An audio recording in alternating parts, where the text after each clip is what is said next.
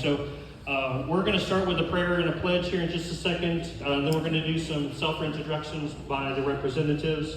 I have a portion of the meeting that I'm going to do for just an organized kind of questions that I had, particularly for us to go over.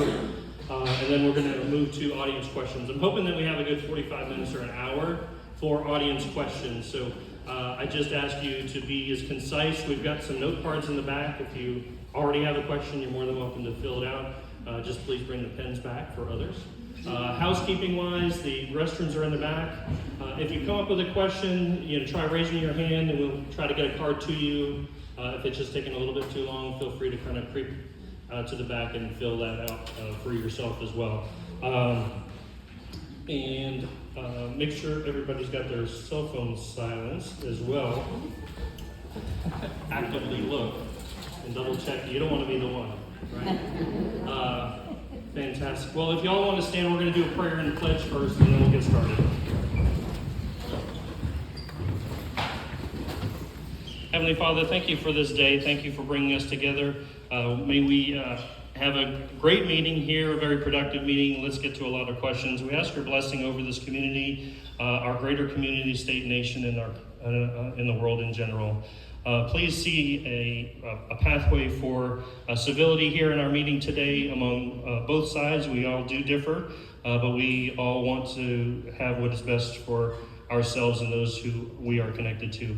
And we pray this in Jesus' name, amen. Amen. I pledge allegiance to the flag of the United States of America and to the republic for which it stands, one nation, under God, indivisible, with liberty and justice for all. All right, well done.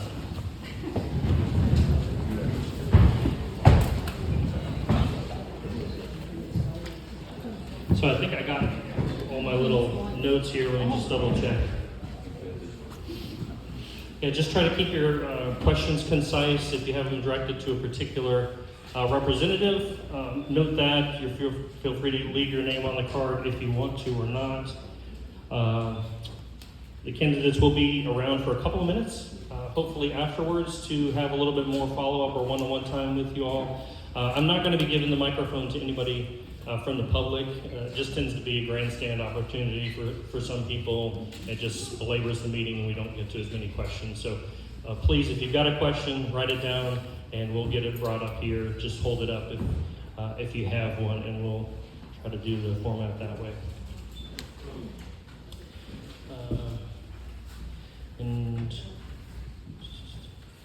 Okay, well let me go ahead, and I'm going to ask Senator McClain down at the end here to my left, just to do a couple of quick introductions, and we'll just kind of move from left to right, and then we'll get into some of my moderated questions. Thank you. Thank you. Good morning. My name is Sam McClain. I am from Marion County. My home is in Marion County. I've been involved in politics. I first got in politics in 2004. I spent 12 years on the Marion County Commission. A lot of people would say that was 11 too many, but somehow I was able to get reelected 2 other terms there, and then served in the courthouse for 8 years, and this is my first term as a state senator. And it's certainly an honor for me to be able to represent different parts of our state. And one of the things that I've discovered in my period of time is that most challenges aren't unique to every. They're kind of the same in every community that you represent. There's a lot of the same things that people are concerned about, and challenges that most communities face are somewhat the same. There's little nuances to them here and there, but for the most part, they're somewhat the same. My lovely wife Jessica is with me this morning, and then I'm a state certified building contractor. That's allegedly that's what I'm supposed to be able to do when I'm not being a state senator. But there's not a lot of time for that these days, and which is fine. But again, I'm looking forward to having a good, robust conversation here today, and hopefully we can get to know each other a little bit better. Take the mic out if you want. Can y'all hear in the back? Do we need to move the microphone or everything?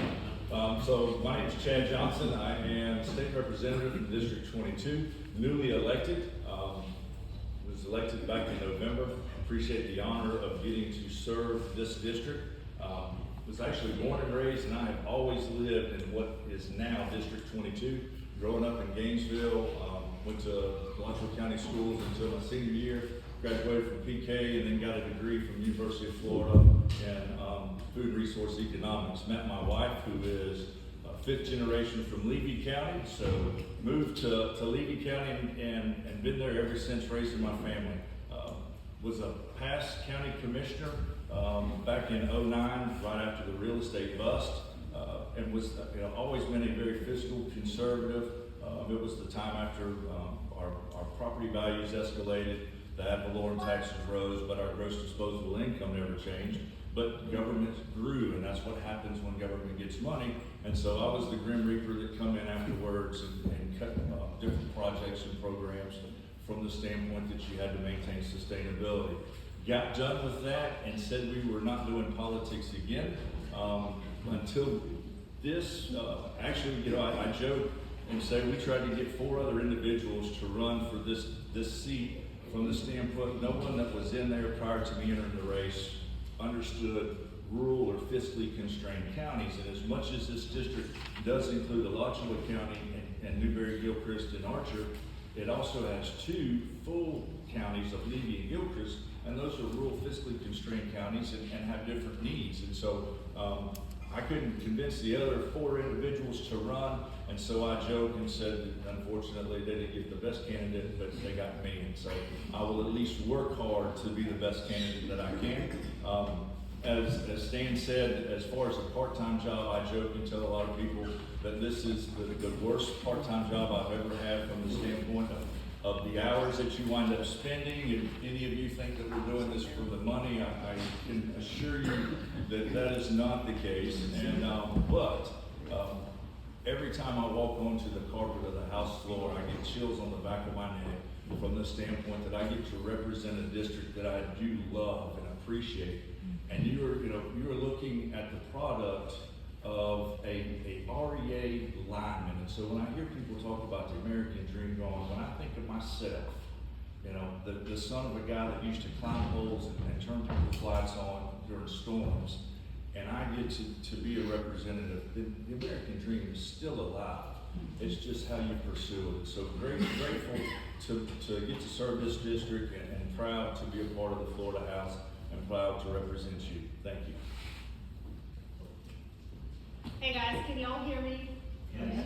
I'm Jessica Norfleet, and as you probably see on my nameplate, I am not Representative Kat Kanek, so I apologize ahead of time. She, for those who may not know, she had her baby last Thursday, so she is 7 days home from the hospital. So some people were saying I should take a picture and send this to her. I said, oh no, it would make her so sad that she wouldn't be able to be here with you guys. So thank y'all for hosting the town hall, and thank y'all for also giving me some grace, because I am not Kat. I'm going to do my best to answer the questions that are here. Some people have already given me some questions that I'll get an answer to, but I will do my best. If I don't have an answer, I'll get back to you guys. But thank you again. It's a pleasure to serve Florida's 3rd District. I know that the Congresswoman takes great pleasure in that, and it's something she works hard to do. I look forward to the conversation today. Like State Senator McClain and Representative Johnson said, it's an honor to serve this part of Florida. Kat always says it's the best district. So anyway, thank y'all for having us. We appreciate it. Great.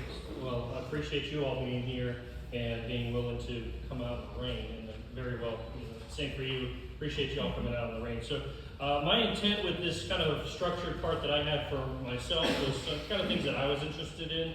I might touch on a couple of things that you were thinking about as well. And they do have copies of these. I gave them to them yesterday just so they had the best answer they possibly could for you. But obviously the public portion is completely free reign. So the 3 opportunities I wanted to try to address today were education, legislation, and budget. So As far as, let's go into education first, okay? And this question I had for Senator McClain and Representative Johnson. So we have seen a lot of changes in education lately. Newberry will have its own community charter school next year. And lately we have seen a lot of discussions related to the school board. What have you been seeing and what discussions are you having with your respective chambers in Tallahassee? And this question was really kind of focused on elementary to high school, not necessarily the college. So what discussions have you been seeing and hearing in your respective chambers about education? And Representative Johnson, why don't you take this one first? Obviously, there's all kinds of discussions going on in education in Alachua County right now. Happens to be a hot topic.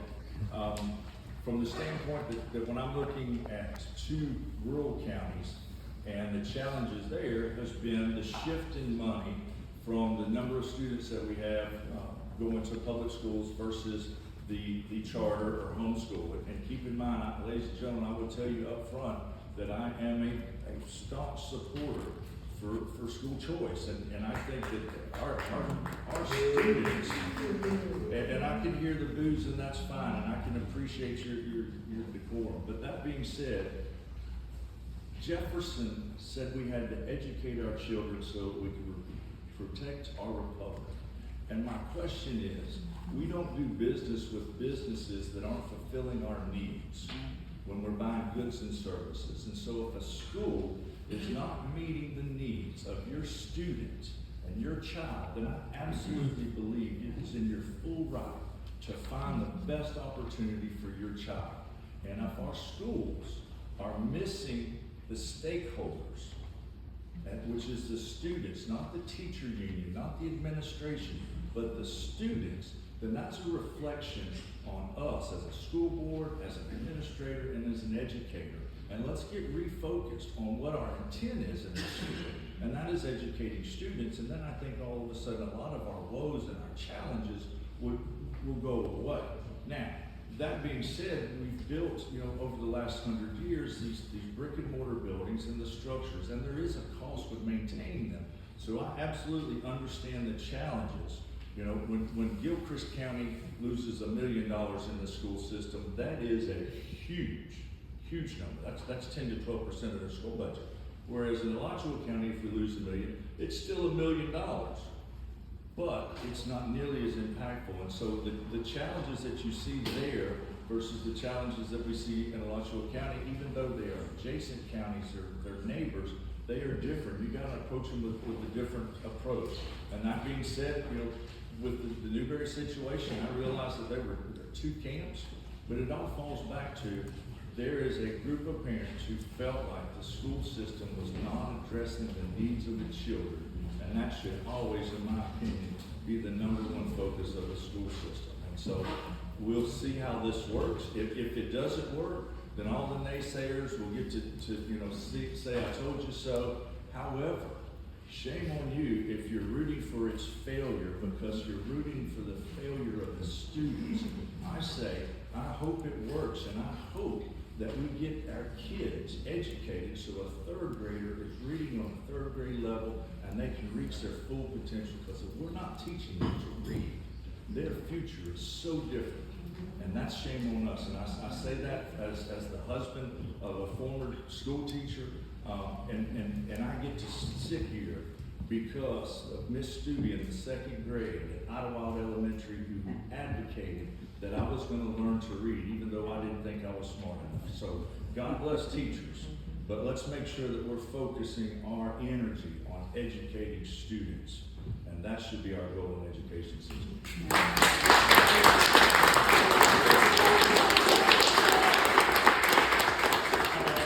How about on the Senate side? Church and state. Ma'am. Amen. Thank you for that round of applause, by the way. I think, look, I'm gonna echo some of the same comments. I don't think it's lost on anyone here. I'm sure you Google me and all that, and know that I'm, a staunch conservative and that I believe in school choice. I believe more so in parental rights in the sense that most parents are good people who want to do what's best for their children. And so therefore, I think we should leave decisions about education and a lot of other things up to a parent, to parents to make decisions for their children. And so I think it's important that we make sure that our system is set up to allow parents to be successful so that their children can be successful.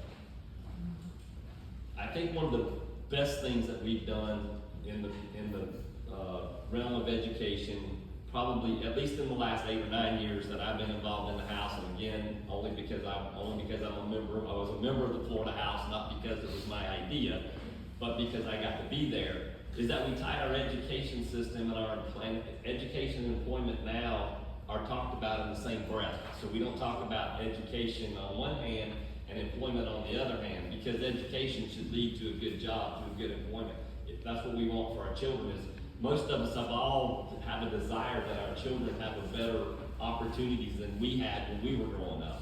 And so, but one of the ways we can do that is by ensuring that our education system leads to a good job. I mean, that's where it should lead to. And so I think one of the best things that we've done is now we have this, when we have conversations about education, we also talk about what does it lead to at the end of that educational process.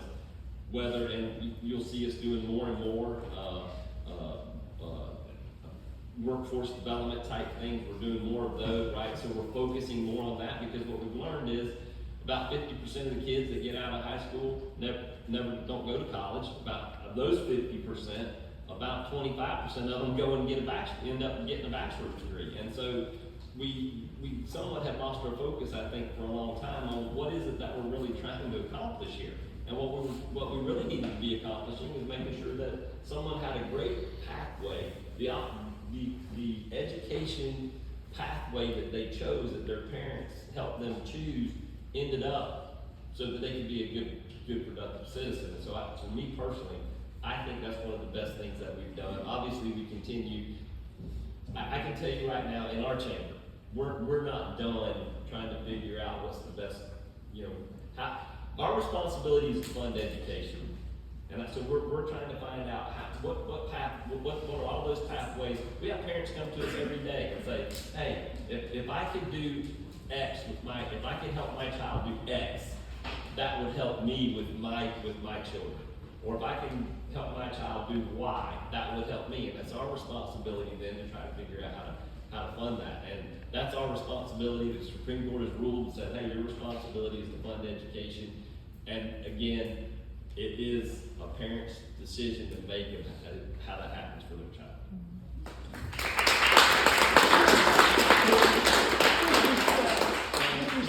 With utmost respect, this is not a dialogue. Please, allow these wonderful people to ask questions. You have the impression. I've already given the agenda, sir. Of cherry picking the questions. I'm not gonna And the discuss people it. here are not able to ask their questions. Sir, I read the agenda. We are going to get to the public questions after I'm done with mine. It's I'm hosting, so Sir, please sit down. Respectfully, Sit down. please Sit sit down. down. Or we Correct. present our questions. Will you allow us to orally present? I already told you that we would. The questions, there's cards in the back. There's cards in the back. I already told you that we would. Thank you for interrupting. Don't do it again or I'm going to ask you to leave, okay? Thank you. Ms. Norfleet, how about addressing this question kind of on the federal level with the Department of Education, please? What Department of Education? So at the federal level, Write it on a card and submit it. at the federal level, Congresswoman Kamek has been very clear. She believes that the decisions about education should be made close to home, close to the children as possible, not necessarily by bureaucrats in DC, state, districts, families. So with that said, she's focused on cutting red tape, returning authority back to those states, districts, and families, and ensuring that parents really have a voice. So thank y'all for letting me answer.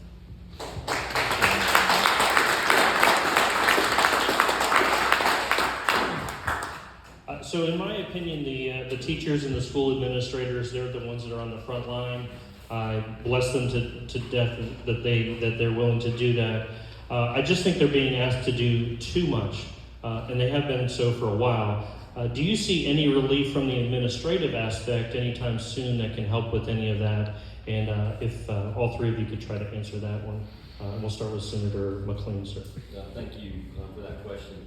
One of the things that I recognized early on when I got to Tallahassee was that anytime we were going to allow for a program to be done in the school system, we would fund it, and then we would put stipulations on what we wanted done, right? And so every time we did a program, we would say, okay, but we're going to give you this, but then you have to do this. And I think with that, there was this big expansion of what all needed to be done, and there's only so many hours in a day to teach, right? And so, but we continued to say, okay, take part of take an hour of your school day and do X, or take 30 minutes of that hour and do X, or take 15 minutes of that hour and do X, because we're giving you this money to be able to do that, versus saying, hey, here's some of the stipulations, and I don't want to jump in on the federal side, but I think that's really what they're talking, that's kind of what they're thinking is the same thing, is hey, we need to stop being so bureaucratic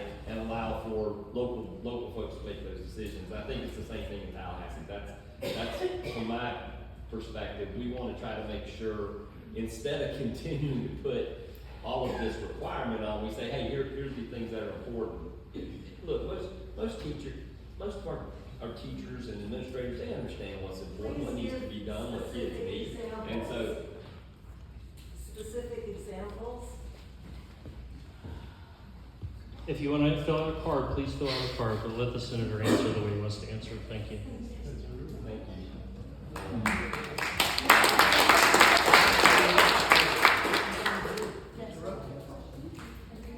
I'd be glad to give specific examples, but I think I'm trying to get more of a philosophical thought process. You're doing good, sir.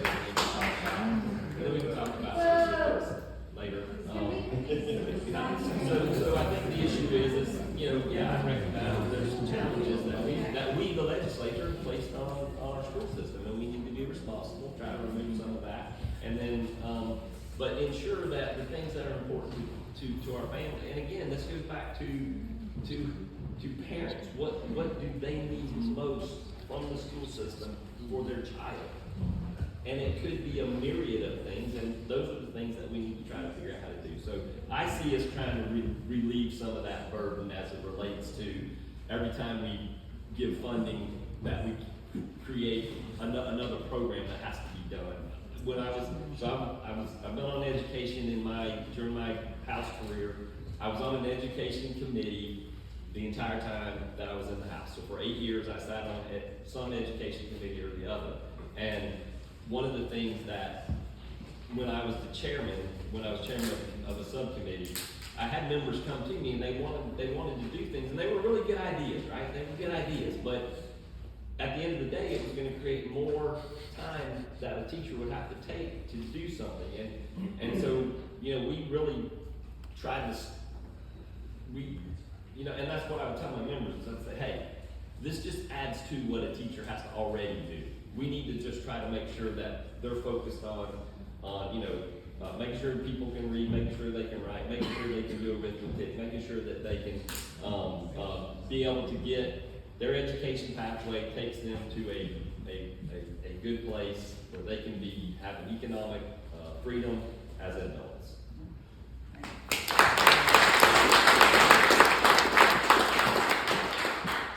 Anything to add, Mr. Representative Johnson? Yeah, I guess I will say to the question, I don't disagree that we ask teachers to do a lot. I mean, like I said, I was married to a former teacher. My sister-in-law was a teacher. My father, after he retired from Clay Electric, coached football at U-Holtz, was in the education system. His wife was a teacher. And so I will tell you, in my opinion, the profession of education, if you go into the education field, God bless you, no matter how much money we allocate to education, we will never pay a good teacher what their value is and their return to their community.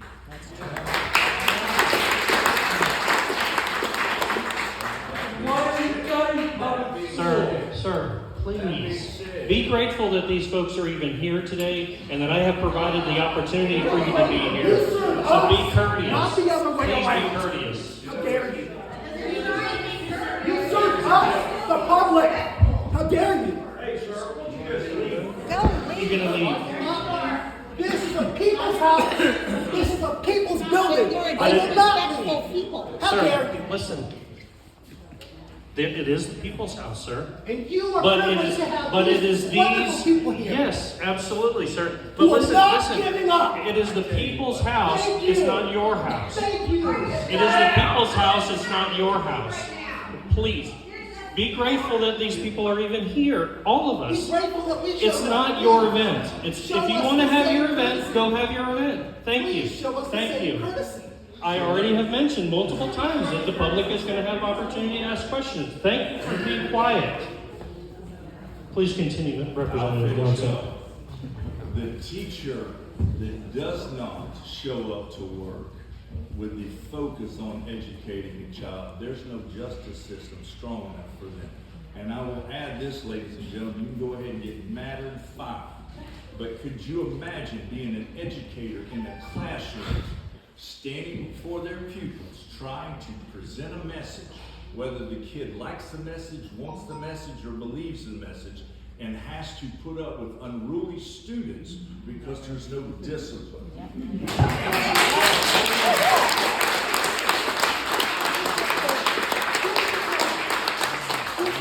Write it on the card and submit it. This is ridiculous. It's on the card. Then submit it. They're reading it right now, ma'am. And then why don't you wait and get your You answer? want to talk about this? Ms. Norfleet, would you like to continue? Dialoguing with you. I would. I'd like to ask any teachers or former teachers to stand up real quick. Perfect. So we give them a round of applause.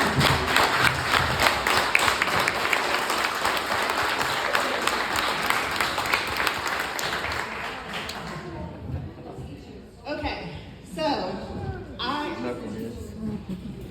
what we know clear is that we've heard from teachers around the district that they want, around the state, around the region, that they want to teach kids and they want to do their job well. And we're thankful for every teacher who wants to do just that.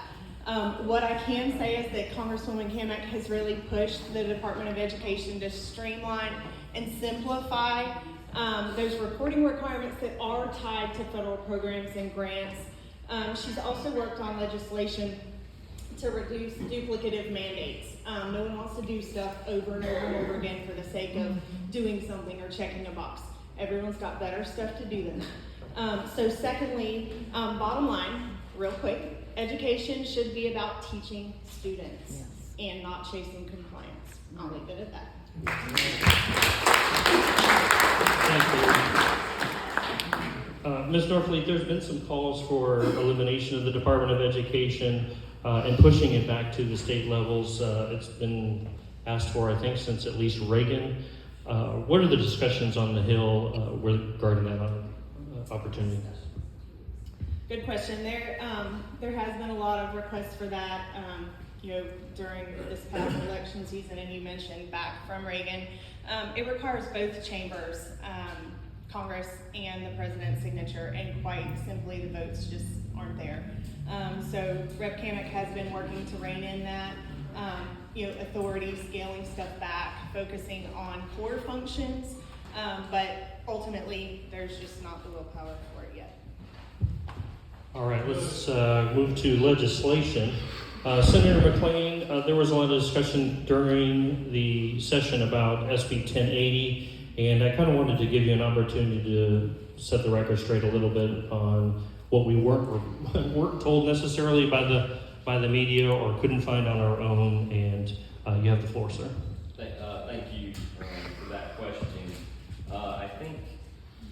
I guess from my perspective, I felt like there was there were several misconceptions or misrepresentations. One is that I have two heads. Obviously, you can tell that I don't. Well, some of them can maybe, but anyway. But I think a couple of the big misconceptions was that I was creating some new statute.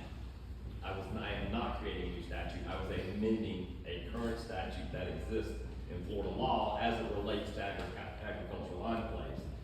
I think the second part is, I don't think anybody maybe they weren't sure what an ag enclave is or how that term was being, but the term is defined in state statute as we currently talk.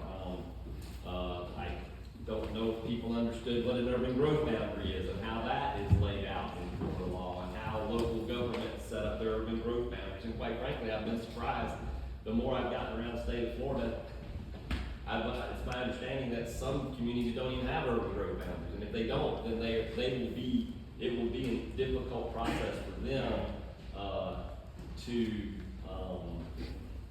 try to keep growth where it should be. And again, I come from local government. I understand the growth process. I've seen it. I've made decisions about it, and so I do understand it. Under current law, the current law that exists, you can declare an ag enclave today. It's an egregious process. You could go to staff and declare and say, hey, I'm declaring my property as an ag enclave. You enter into negotiations with staff only.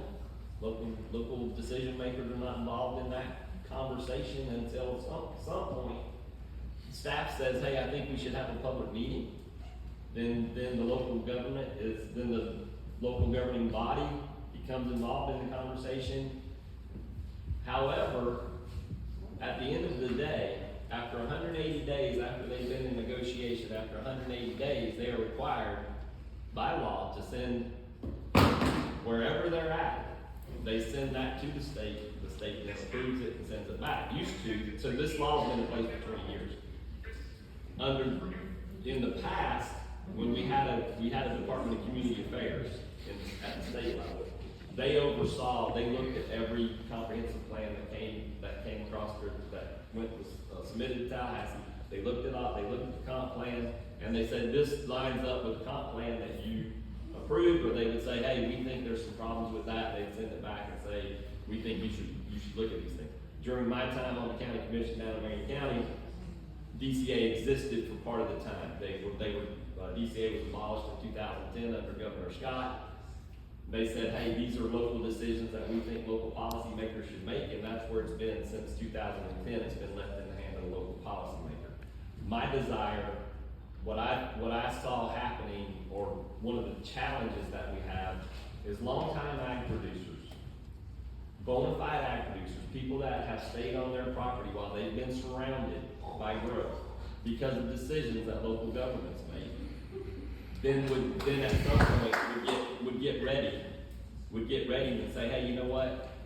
We can't keep farming this piece of property. We can't keep we can't keep a bona fide ag operation operating here anymore. So we need to, we want to move. We're going to sell this piece of property and go to our farm that's maybe further out or wherever it is. And so my desire was to protect that last ag producer who then comes and says to the local government, hey, I'd like to change my land use on here. And local government says, no, you can't do that. And then he looks all around and he says, well, all my neighbors got that. Why can't I have what they have? And they say, well, we'll give you something, but it's not going to be what your neighbor has. And so you devalue that person's land. And government, you hear this all the time, government should not pick winners and losers, right? In land use, we do that all the time. We pick winners and losers. And then you say to that person, you say to this bona fide ag, who for good reason state that, look, there are properties in Marion County that folks have owned since the 40s and 50s that have now been surrounded by growth, and now they're in a position where generations cannot sell their land because it has no value to it because everybody else got it, but they didn't. So my desire was to make sure that a bona fide ag producer could produce as long as he wanted to on that piece of property, and at some point when he gets ready to sell it, or they get ready to sell it, the family gets ready to sell it. One of the things we see in Reverend Johnson can probably speak to this better than I can. You have generations of people who Time. I'm sorry. If it is time, that's fine. But thank you. But generations of ag producers. Sometimes younger generations don't want to follow and don't want to do that. They decide they pick a different educational pathway. And so my only desire is to ensure that ag producer can produce as long as he wants to on that piece of property. And at the end of the day, he should be able to have what everybody else around him got, minus industrial or commercial. So if you declare ag enclave, you cannot have industrial or commercial, even if your neighbors have industrial or commercial, because that actually is even a higher use. The only thing that you'd be able to do would be residential on your piece of property. And so currently, under current law, which someone could do right now, someone could come in here into this building and say, hey, I'm declaring this an ag enclave. They have a process, and they could say, oh, by the way, I have a cement plant next to my property, and I want a cement plant on my property. And under current law, they would be allowed to do that. And my desire was to still give them some rights, but maybe not as egregious as that. And so that was the desire on 1080. Great, thank you. I know some of these answers are not concise and simple. I'm So, sorry. some take a little bit longer. But Representative Johnson, can you actually educate the public a little bit about how the legislative process in Tallahassee actually works? This might not be a short question either, but try. Forum is not an option. Representative Johnson has the floor. Stop filibustering. I'm trying to do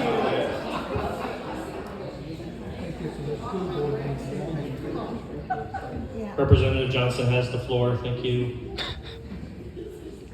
So as concisely as I can, I will tell you how the process works from the standpoint, and I will use this also as a segue into education. I do think, and my wife gets terribly upset when I talk about the 3 R's, because she reminds me that they aren't 3 R's. That reading is reading, writing is writing with a W, and arithmetic starts with an A. But in addition to teaching those 3 things, we have failed miserably in teaching history and civics. I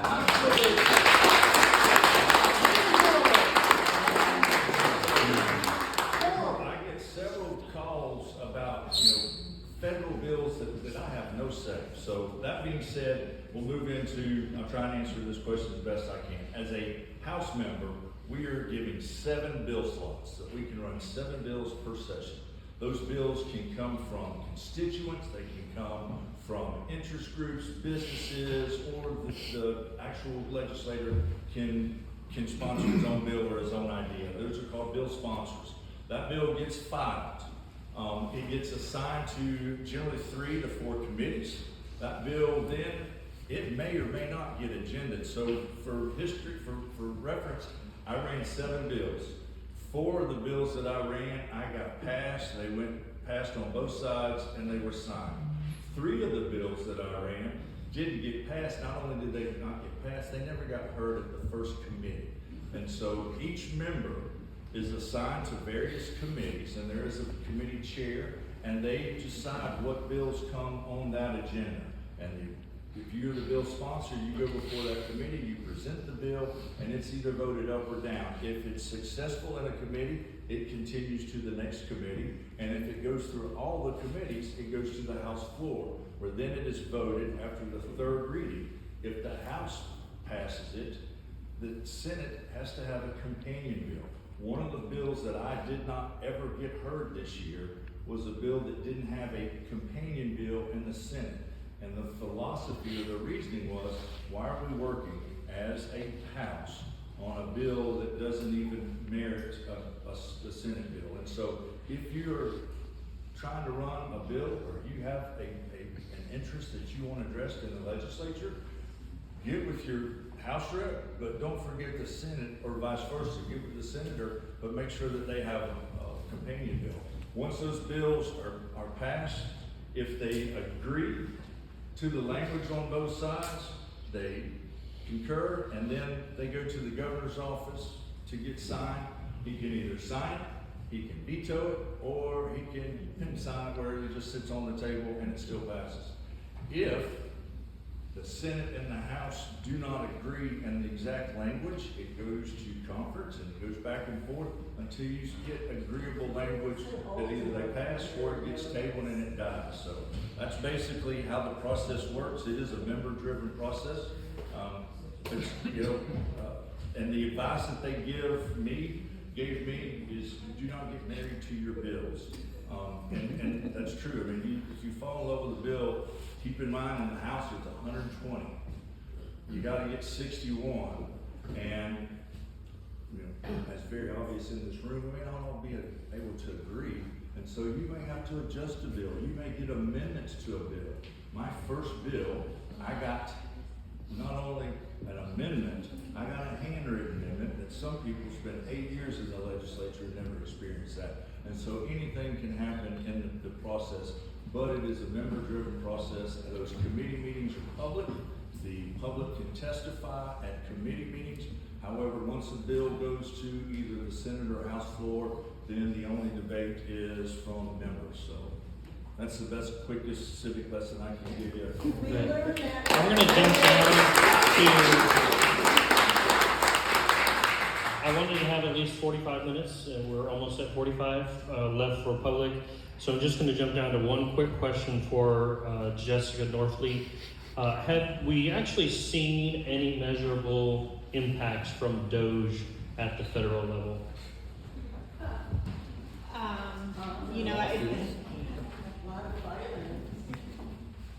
I have seen positive impact.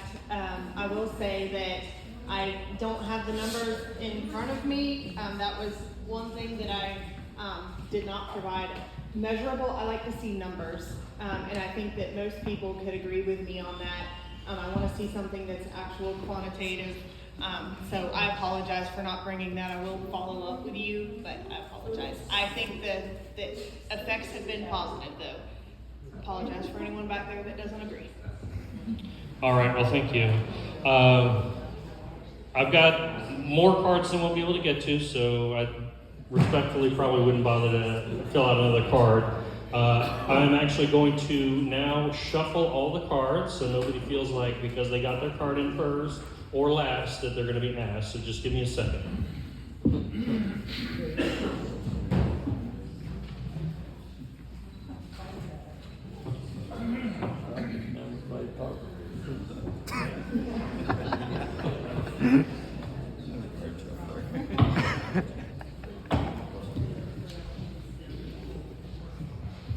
Okay, and I'm just going to ask all y'all to basically kind of choose which one of you may answer the question if it looks like it's generic.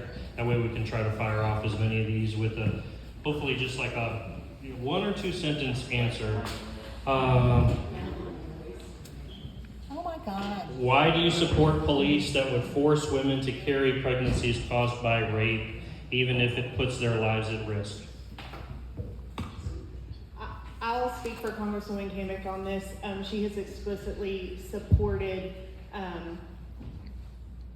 women's right in terms of health choices if she was raped or exception of life because of the mother. So there's Wall Street Journal went into her opinion on this, but I'll take that real quick. And this was a question about 1080, so let's skip that one. A woman has a right to So, choose. as a scientist at the University of Florida in Gainesville, trying to find the question in here. Why are Republicans so determined to defund science? And what is Representative Kamek doing to defend science in DC?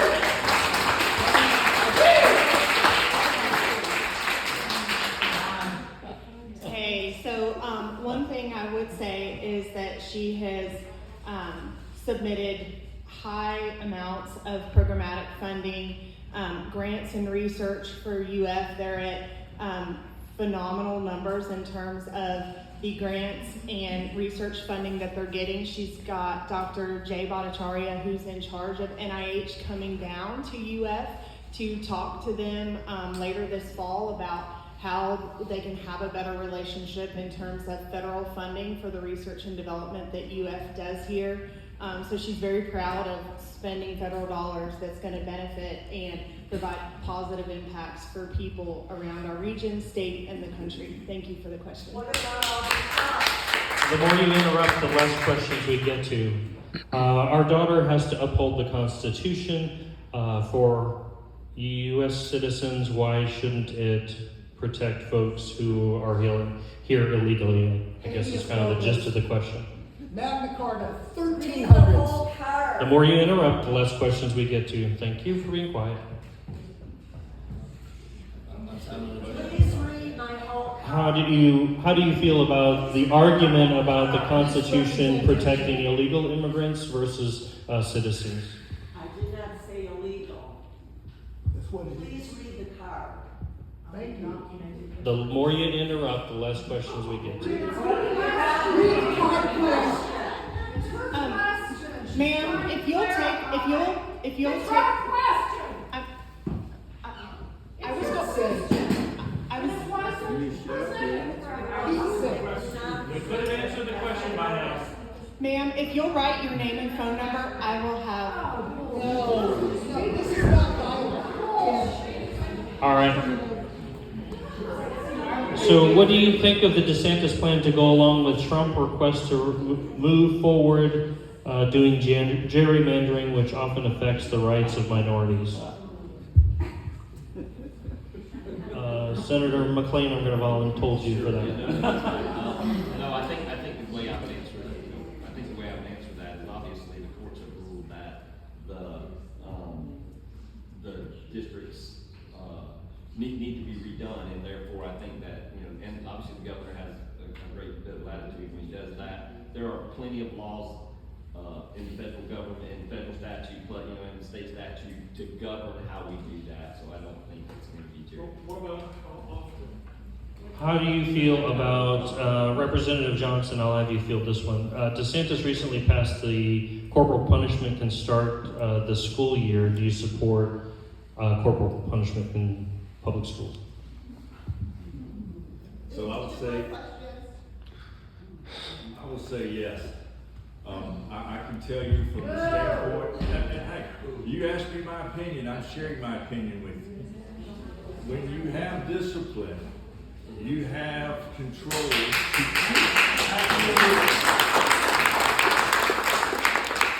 Any more discipline in this room? Keep in mind, our opinions and our values are created from our outside. My father was a strong disciplinarian. My father used to tell us as kids, whether you like this statement or not, this was from my father, and I took it to heed. You could be the dumbest child in the classroom, but you're going to sit there and you're going to be paid so that the other kids that are there that are wanting to learn can get an education. And I can tell you that when I was in school, if I got in trouble, my plea was not, don't discipline me. My plea was, whatever you're going to do to me, we're doing it here. Do not call home.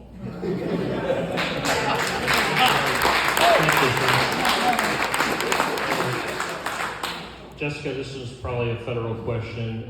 Since Republicans have gutted the Affordable Care Act, what are they going to replace it with, and why is the U.S. the only developed nation without national health care?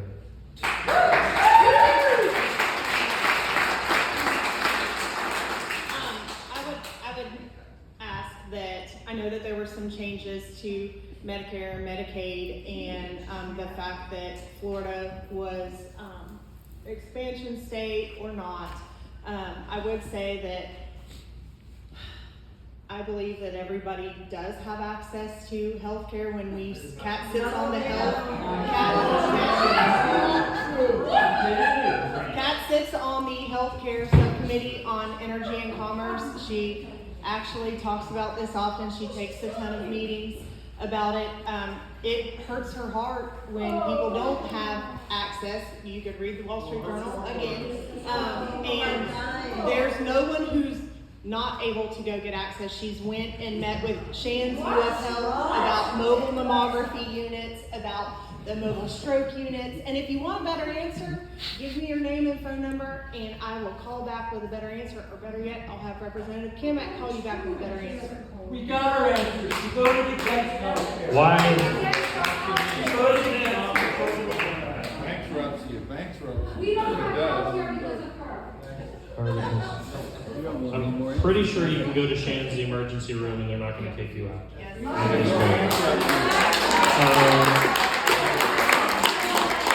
Are the considerations of pedophiles more important than the consideration of the children they molested?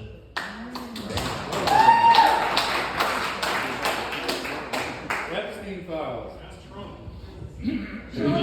Disgraceful. To be clear, Kat has called for the release of the Epstein files. She's done so publicly. 3 years ago she did. She has now. Christmas is She coming. supports the pedophiles. All right, this should be this question, since she put her name on it, I'm going to read the name. It's from Carbon Ward, our County Education Association leader. Can you speak to, and this maybe for Representative Johnson or Senator McClain, can you speak to Florida being the 50th in the nation on funding education, and what is your commitment to Florida in education?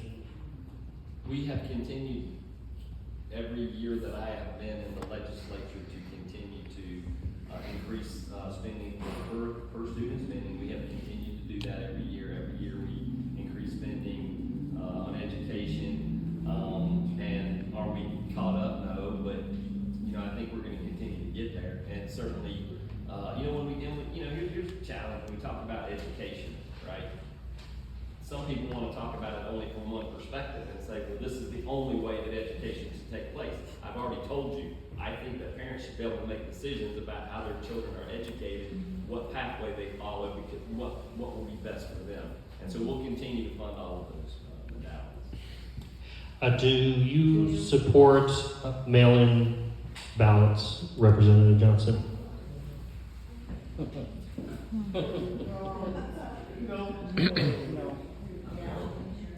As it stands, that's the law. I don't have a problem. The unfortunate thing is, no matter what you do, create laws, you're gonna have people that if they decide to cheat, they are going to cheat. If they decide to break the rules.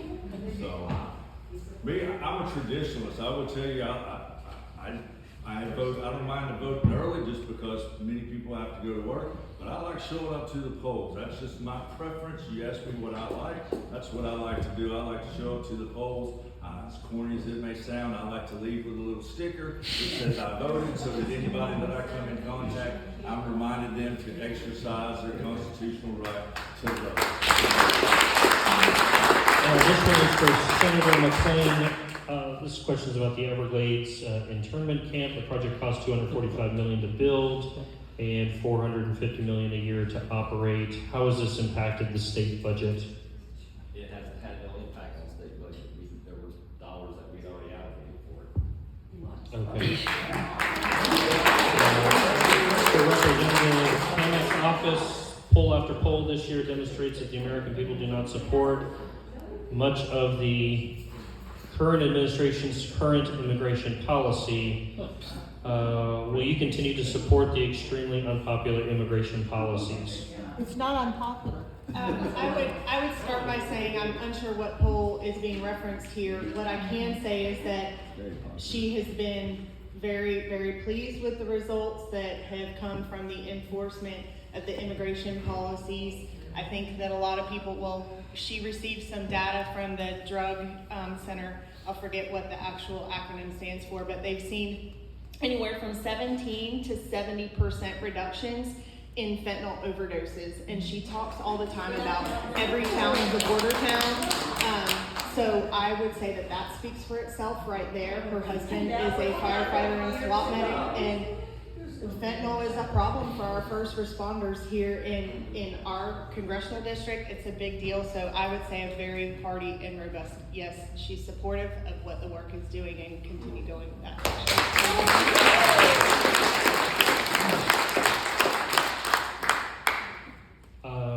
Senator McClain, With the order to supply the federal administration with more seats in Congress in 2026, what is your position on securing the social contract dictated by our democracy to ensure every voter has representation? Again, it goes back to that answer I gave earlier.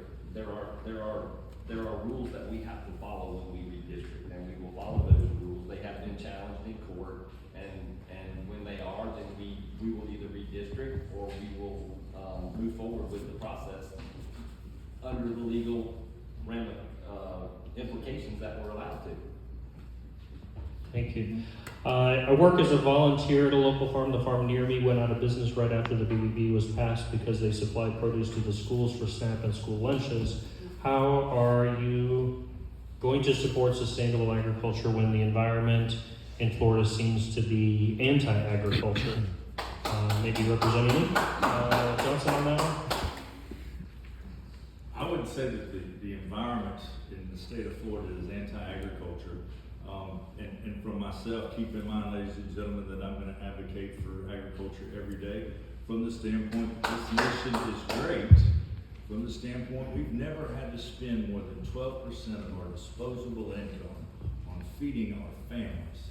That, compared to other countries, has allowed us to invest in other technologies that allowed us to put a man on the moon, that allows us to defend ourselves. And I firmly advocate that a wholesome, self-produced food source here in the United States protects us from our foreign enemies. And so now, does agriculture change every day? Absolutely. Are we challenged every day to do more with less?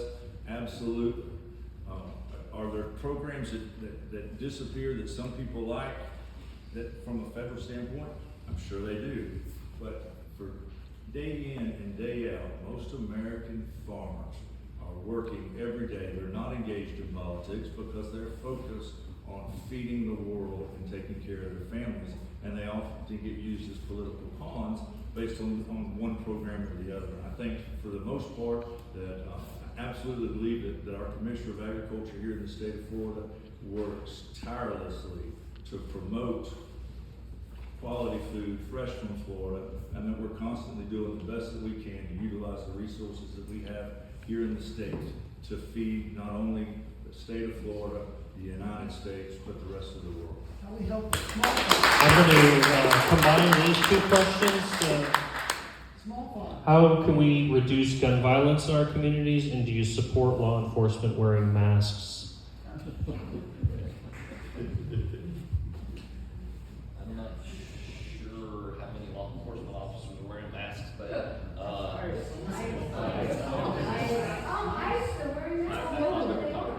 Because of people like you. I think the best support we can give for gun violence is to ensure that our children understand that guns are dangerous and that when they're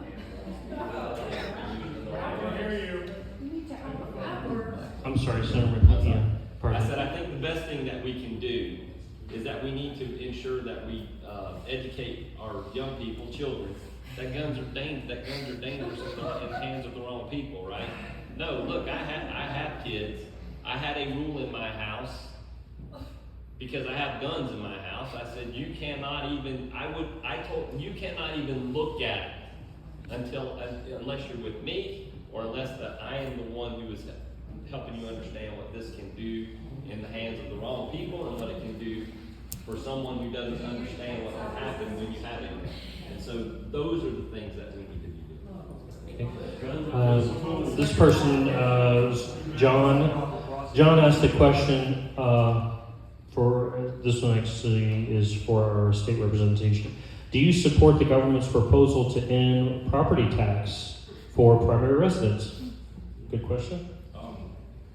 It's a good question. I know we're short on time. It's not a quick and fast, easy answer. I absolutely support the argument. I absolutely am grateful that we are at least reviewing it. Do I think that we can eliminate it tomorrow? Absolutely not. We have built a system over the last 100 years as property tax. With that being said, I think our forefathers would have a come apart if they knew that as sacred as they found the ownership of land, that we had allowed ourselves to be indebted and basically tenants to the government in perpetuity on a piece of land, I think they would question what we were thinking. That being said, you absolutely have to fund first responders. You absolutely have to fund roads and infrastructure. And so those are things that our founding fathers didn't have. So how we go about funding those is something that we've got to address. But I love the fact that we are addressing it. We are having these discussions.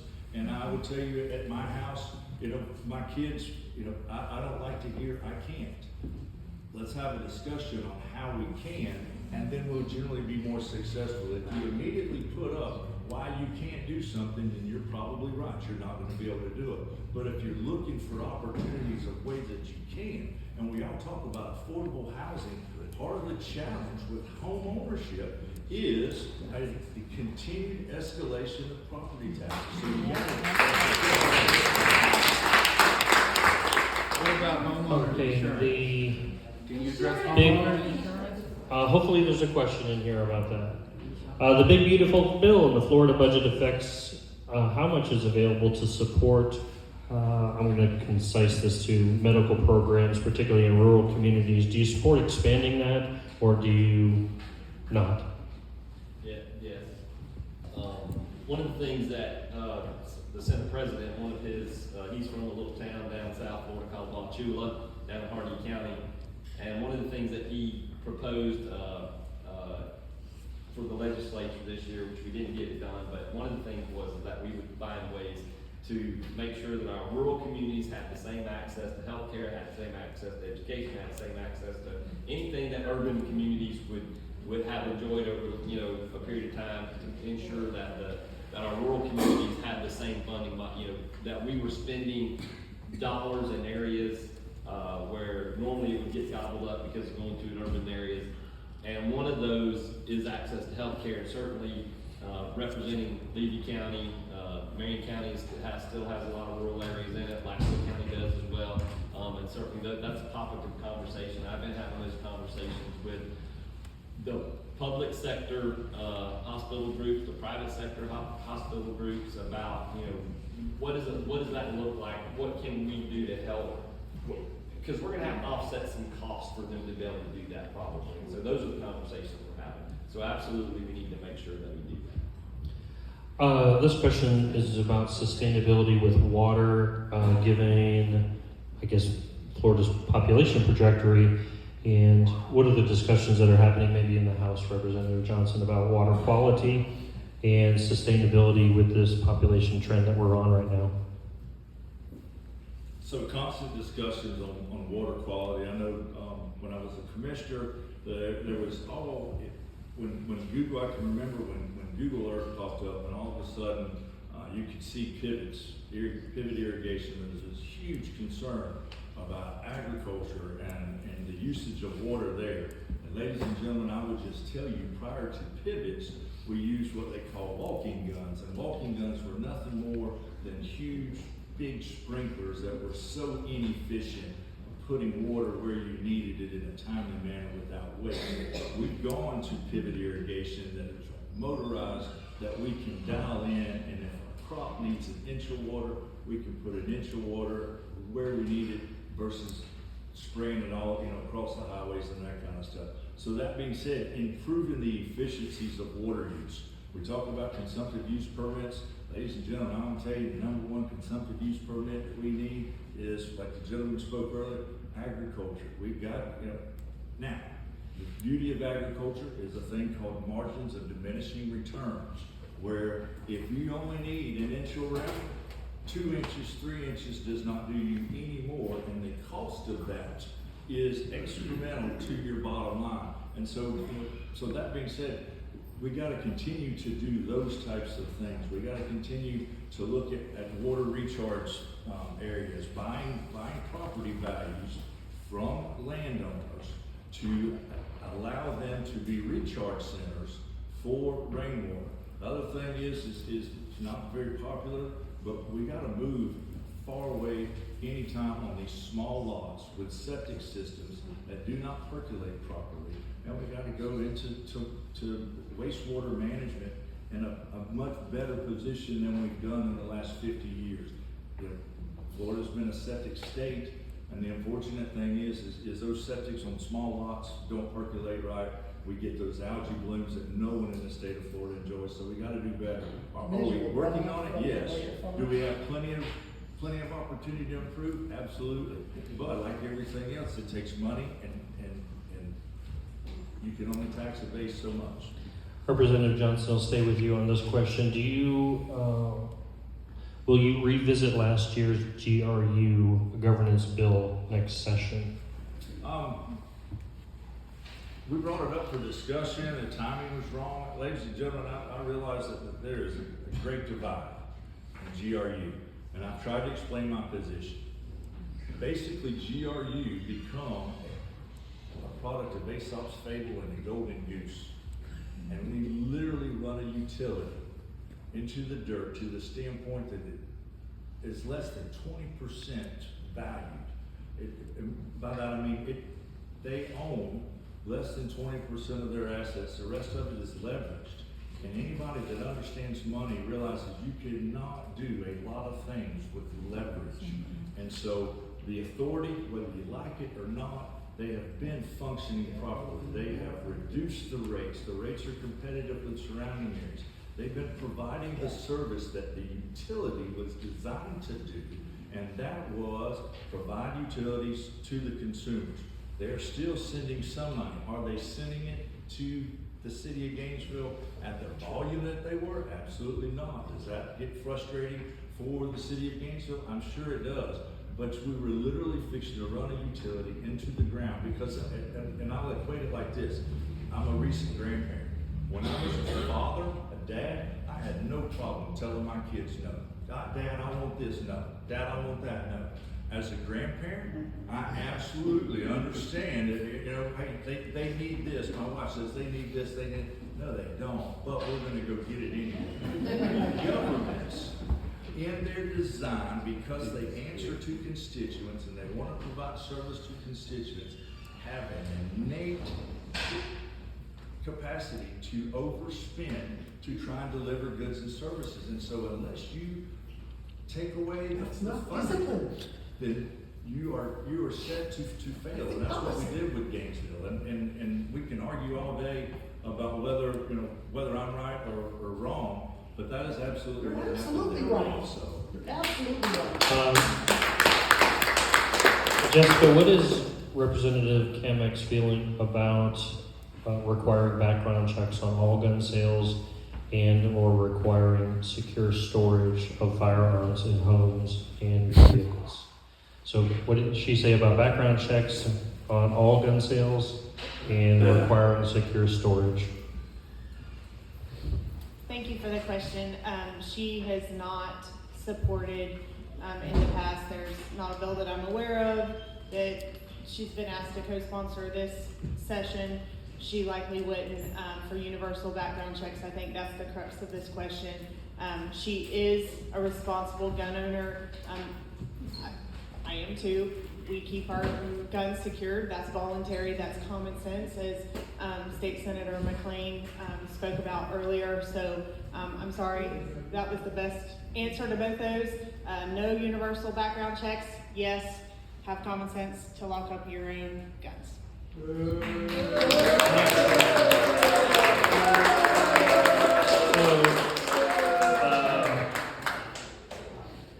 Governor DeSantis is accused of using the taxpayer money to campaign against the citizen-led initiatives regarding abortion and marijuana. Will you work to hold him accountable? Senator McClain, I'll throw that one to you. Do you want to hold him accountable for this accusation? If that's where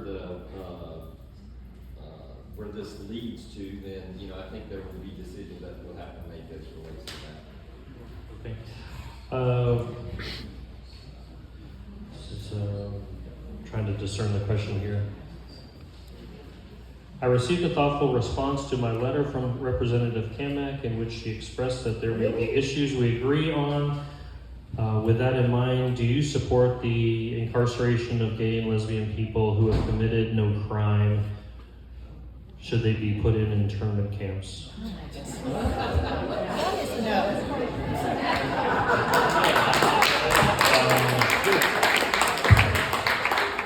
As a Jew and a supporter of Israel, I am very concerned about the starvation and genocide in Gaza. What will you do to stop this atrocity? I'm not sure any of you have the capacity to do that, but I don't know if you can speak to any conversations on the state or federal level about that. Will you repeat the question again? So it's, this person is expressing concern about the starvation and genocide in Gaza. Is there anything from maybe your seat that you can do about it? One thing I can say is that the Israeli consulate invited me to be on a conference call, I believe last week, and talked about their aid distribution, the challenges that they were dealing with, trying to get food aid to Gaza. There is a real push to provide updates, real updates, ways that members and the federal government can help.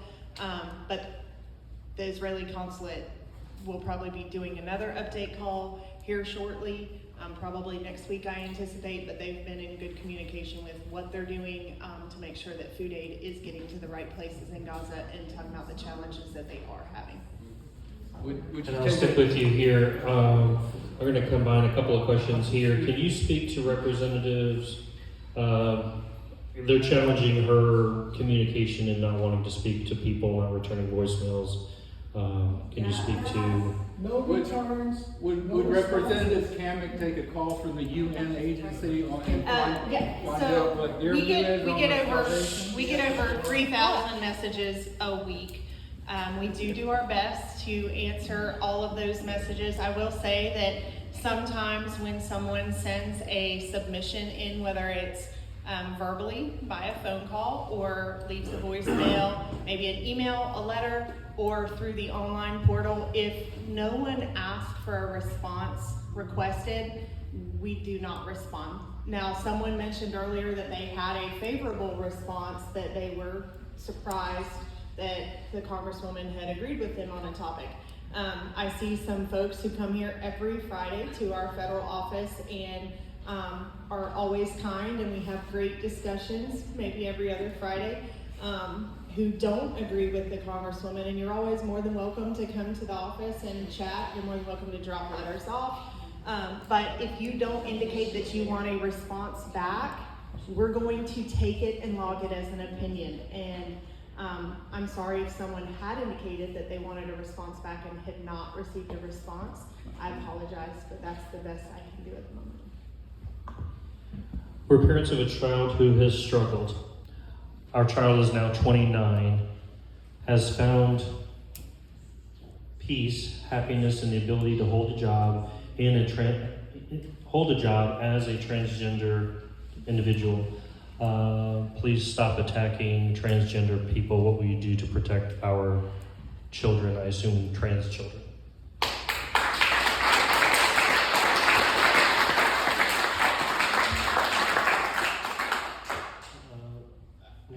Senator McClain? Sure. I mean, I think that, look, everybody has the right to do whatever it is. An adult, you can do whatever you want to do. I have no problem with that. But, I think the issue is just like you don't want me preaching my values to your children or and vice versa. And I think, so that's, probably where the rub comes in most of the time. But, again, this is a country where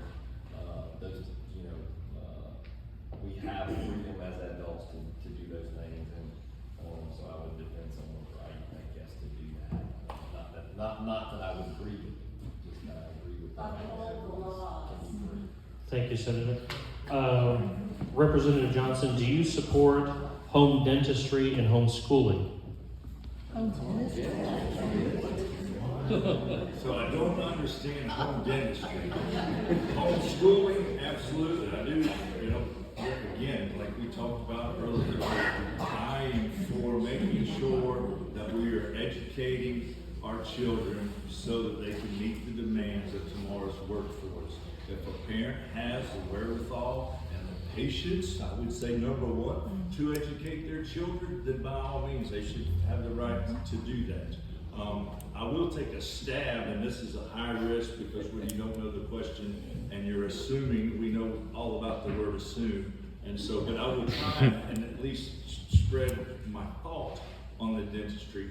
One of the things that was brought up is medical service, dental service in rural areas or just in general. And the problem that we have is we don't have enough doctors, we don't have enough dentists, and so expanding the scope of practice is being discussed. And so what happens is dentists and doctors get a little hesitant about expanding the scope of practice for folks that do not have the doctorate degree. That being said, most dentists, if you go in there, are not interested in cleaning your teeth. They want to do the things that make them money, the drilling and the gnawing and the snatching out and the money-making stuff. And so if we expand the scope of practice for things that a non-doctor can do, and then we argue what is the expanse of the scope of practice and what is the umbrella of the oversight. And those are up for discussion, but I do think that we have to look at increasing the scope of practice, or at least examine the scope of practice, so that we can increase the opportunities for people to get seen about. And so I'm guessing that's home dentistry. Thank you. We've got a couple more questions that I'll be able to get to. Got about 5 more minutes of questions, and then we'll let the representatives all close. But this one, I guess, would be for you, Jessica. Given to Representative Kemek, given how you vote against clean energy investments, block climate risk disclosures, and support rollbacks of protections for clean air, how will you explain this to your daughter?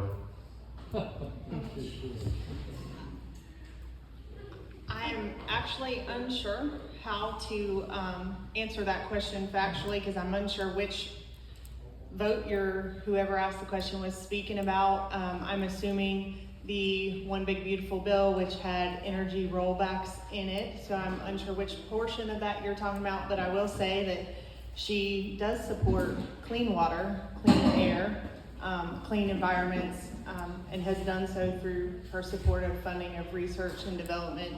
Research and development in terms of making stuff better. So I hope that answers your question. If it didn't, She has a 1% approval by the League of Conservation Voters. 1%. That's almost impossible. She's terrible for the environment. All right, next.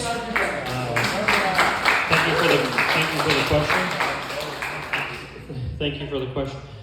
Senator McClain, since you have the background in the Education Committee, how can we ensure that our special needs students have enough help in the classroom with aid?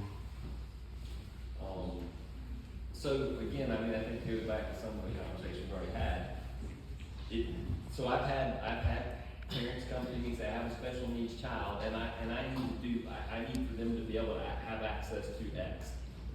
And so for us, again, for legislators, our responsibility is to fund as many programs as possible to help parents with their individual children and their individual needs. And I think that's what we continue to try to look at is what are all these needs that need to be done.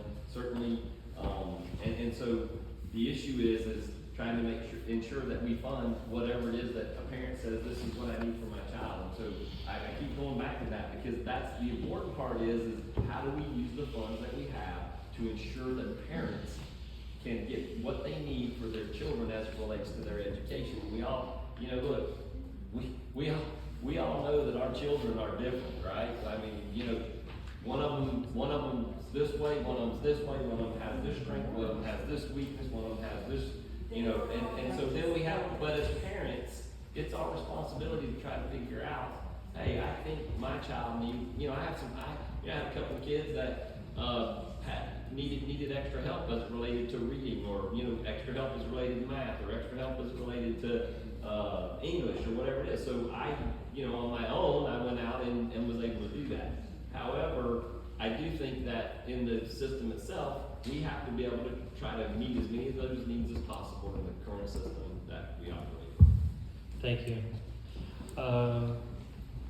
Senator McClain, I'll stick with you on this one as well, specifically for you, it was written.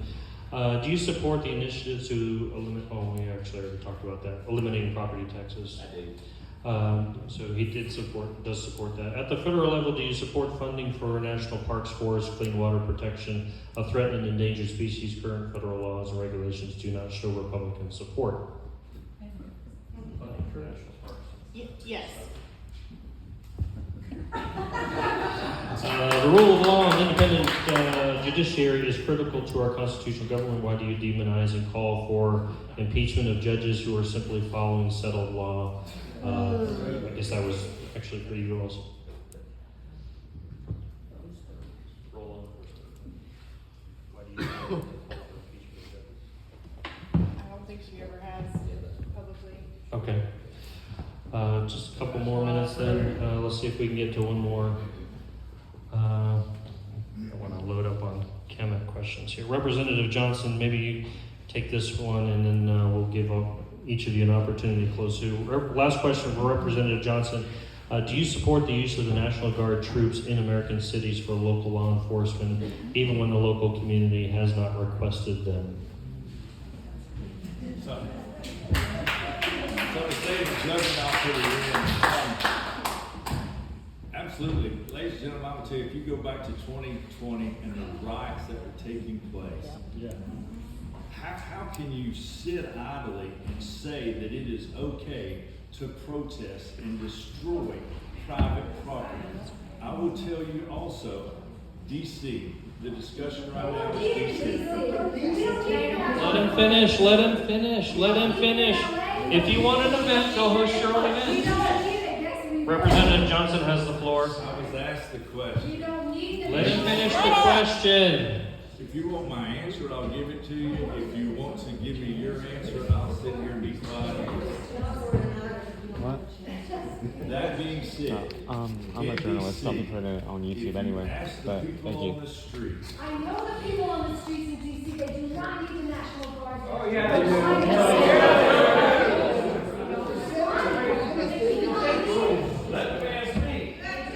So, because of the interruptions, we're not going to be able to get the answer to that question. So I'm just going to move to closing comments by each of the representatives.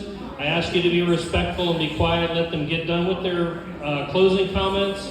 If you would like to talk with them and they make themselves available, that's perfectly fine. My closing comments, Senator McClain, if you want to grab the mic out of the cradle so we can get the clear, because there's some noise, but just a couple minutes each on closing comments, please. Thank you, ladies and gentlemen. Thank you for being here this morning. Obviously, there's disagreement on the way that I look at the world, the way that you look at the world, but that doesn't change the fact that we can have dialogue. And whether you want to, and whether you want to leave here with an opinion that I didn't listen. $35 trillion! Anyway, thank you all that were here. My office is always open. If you come to Tallahassee, please come by, stop by, see me. If you want me to come visit with you, please come visit with me. Thank you.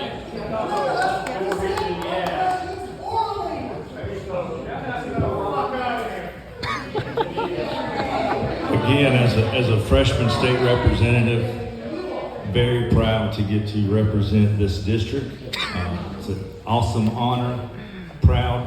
We're gonna disagree sometimes, ladies and gentlemen. My biggest thing is let's agree to disagree on that issue, and then let's go to work on the things that we can agree on, rather than just being disagreeable. And because I don't agree with you on this, you don't like me, or you don't want to support anything else. So that being said, again, I still think we live in the greatest country in the world.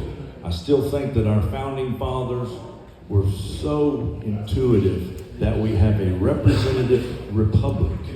We pledge allegiance to the republic not a democracy. Always keep in mind, democracy is not rule, and that is not what's in the best interest for us and our children and our children's children. God bless you, I appreciate the opportunity. I would like to take a quick moment to say thank you as well. Thank you for putting up with me and the displeasure of Kat not being here. I apologize. I'm not near as good as she is when it comes to this stuff, and she would have given anyone who I gave an inadequate answer to a much better answer. So for that, I apologize, and thank y'all for coming. Anyway, we take great pride in representing the district, and I just really can't appreciate y'all enough, and thank you. I also appreciate everybody coming here to the great city of Newberry. This is the greatest city in Alachua County by far. Please stick around. We got a couple of restaurants within the area that you are welcome to come patronize and spend a little money here for us. For those of you that are going to help kind of start brainstorming about our celebration for our wonderful country's birthday next year, I'm going to have that Mayor's Roundtable here in about an hour, so feel free to come back or stick around. But thank you all very much for coming tonight.